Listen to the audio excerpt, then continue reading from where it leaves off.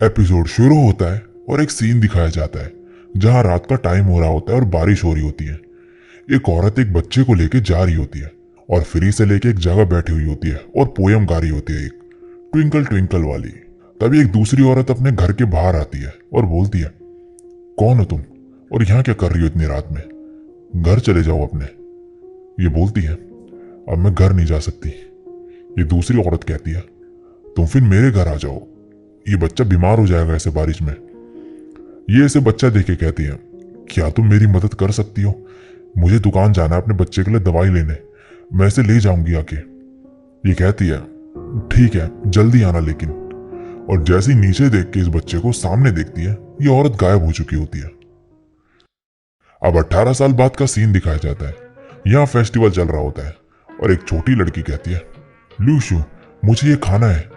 ये कहता है, लू शायू हमने क्या डिसाइड करा था जैकेट खरीदते टाइम कि अगर नए कपड़े चाहिए तो फिर पैसे ज्यादा फालतू खर्च नहीं करोगी, वरना मेरी स्कूल की नेक्स्ट सेमेस्टर की फीस कम पड़ जाएगी। शायू रिक्वेस्ट करती है लेकिन लू मानता नहीं। फिर ये कहती है, तुम बदल गए हो। लू शू कहता है, ये तुमने कहां से सीखा? और फिर इसे दिलाई देता है। ये कहती है, 5 मेरे और 2 तुम्हारे। शू कहता है, मेरे लिए एक ही काफी है। इसके बाद लोग यहाँ बातें कर रहे होते कि क्या इंटरनेट पर न्यूज सुनी तुमने, एक आदमी अचानक से स्ट्रांग बन गया और 2000 केजी तक का वेट उठाने लगा। ये सब सुनकर लूशू मन में कहता है, आजकल ऐसी न्यूज सुनने में आ रही है। तभी शायू इसे सामने एक शो की तरफ ले जाती है और इसे उठाने को कहती है। शू ऐसे ही करता है लेकिन थक के नीचे गिर जाता है। फिर बोलता है, मेरी बॉडी उतनी स्ट्रांग नहीं है। शायू इसे ये खाने को देती है और अब लूशू इसे भीड़ के अंदर ले जाता है और सबसे आगे ले जाता है। यहाँ सबसे आगे आके जैसे ये सामने खड़े आदमी को फायर छोड़ते हुए देखता है, इसके सामने अचानक से कुछ होने लगता है और एक स्वॉर्ड दिखती है। फिर इसके गले का जो लॉकेट होता है वो चमकने लगता है। फिर सब नॉर्मल हो जाता है। अब सामने ये इस आदमी को फायर शो करते देख के काफी हैरान होता है और कहता है, ये एक्रोबैट्स है या फिर मैजिक या फिर सुपर पावर। और अब शो खत्म हो चुका होता है। शो के बाद शायू कहती है, लूशू शो काफी कमाल का था, उसने ऐसे कैसे करा? लूशू कहता है, मुझे नहीं पता। शायू बैकस्टेज जाने को बोलती है जिससे कि शायद वो इन्हें भी सिखा दे वो और ये पैसे कमा सके कुछ। लूशू मना करता है पहले, लेकिन तभी कुछ दिमाग में आता है इसके और ये हाँ कर देता है और इसे लेके यहाँ से छुप के जाने लगता है बैकस्टेज। लेकिन यहाँ पे ये देखते हैं कि वही बंदा जो शो कर रहा था उसके सामने कुछ लोग खड़े होते हैं और इसे शूट कर देते हैं। ये देख के शायू चिल्लाती है। ये सभी देख लेते हैं इन्हें और ये बंदा पूछता है, कौन हो तुम? लूशू कहता है, हम रास्ता भटक गए, हमें टॉयलेट जाना था। ये बंदा घबराते हुए कहता है, टॉयलेट? ये बैक स्टेज है, हम पुलिस से हैं, यहाँ परमिशन नहीं थी शो की तो इसलिए ये करा। शू मन में कहता है, अगर ऐसा होता तो ये शो ही नहीं होता यहाँ पे, क्या तुम मुझे बेवकूफ समझते हो? फिर बोलता है, टॉयलेट कहाँ पर है? ये बंदा कहता है, उधर। और शू यहाँ से जैसे तैसे निकल जाता है और शू यहाँ से बाहर निकल जाता है। बाहर जाते ही इन्हें एक बंदा दिखता है जो बोलता है, क्या तुम बैक स्टेज से आ रहे हो? मुझे बता सकते हो कि अंदर क्या हुआ? शू कहता है, तुम कौन हो? ये बोलता है, हेलो मैं जी हूँ। लेकिन शू इसे इग्नोर करके निकल जाता है। जाते टाइम ये सोच रहा होता है कि कहीं वो काले कपड़े वाले लोग उनको तो टारगेट नहीं कर रहे जिनके पास सुपर पावर्स है। और तभी शायू इसे बोलने लगती है, लूशू। ये कहता है, तुम मुझे ब्रदर नहीं कह सकती? ये बोलती है, हमारा खून का रिश्ता नहीं है। शू बोलता है, क्या तुम चाहते हो कि मैं तुम्हें ऑर्फनेज वापस भेज दूं? ये बोलती है, भेज दो, मैं तुम्हारे पास वापस आ जाऊंगी। लूशू अब बोलता है, अगर इस दुनिया में और भी पावरफुल लोग होंगे तो तुम क्या करोगी? ये कहती है, ऑफ कोर्स मैं स्ट्रांग बनूंगी और तुम काफी वीक हो, तुम्हारे पास सुपर पावर्स नहीं होगी इस लाइफ में, मैं तुम्हें प्रोटेक्ट करूंगी अब से, तुम मेरे लिए खाना बना सकते हो। अभी इन्हें एक औरत दिखती है जिसका नाम है लिन। ये इन्हें आंट लिन बुलाते हैं। ये बोलती है, तो तुम वापस आ गए?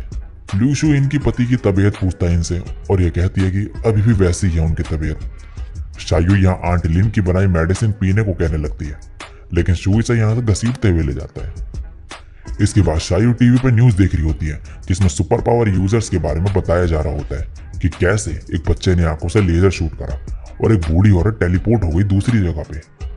और शू यहाँ पे नूडल्स बना रहा होता है, लेकिन नूडल्स खत्म हो चुके होते हैं। शू कहता है लेके आता हूँ मैं।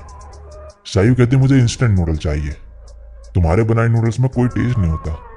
शू बोलता है कभी और बना दूंगा। शायू कहती है अपने गले पे लटका नट दे दो खाने को। ये इसके पास आके इसी नट से इसे मार के कहता है सोचना भी मत। ये फिर कहती है तुम बदल गई हो। और शू फिर कहता है हाँ हाँ ला रहा हूं बस करो। अब ये जाने लगता है नूडल्स लेने और जाते वक्त सोच रहा होता है और पास का सीन दिखाया जाता है जिसमें ये ऑर्फनेज में होता है।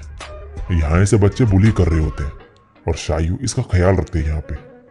फिर जब ये बड़ा हो जाता है ये ऑर्फनेज से बाहर आ जाता है और शायू इसके पास आ जाती है वहां से भाग के।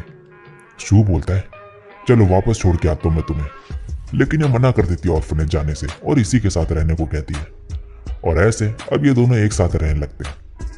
अब प्रेजेंट में दिखाया जाता है कि ये रोड पे जा ही रहा होता है कि तभी सामने से एक ट्रक ड्राइवर इसे ठोक देता है और ये दूर जाके गिरता है।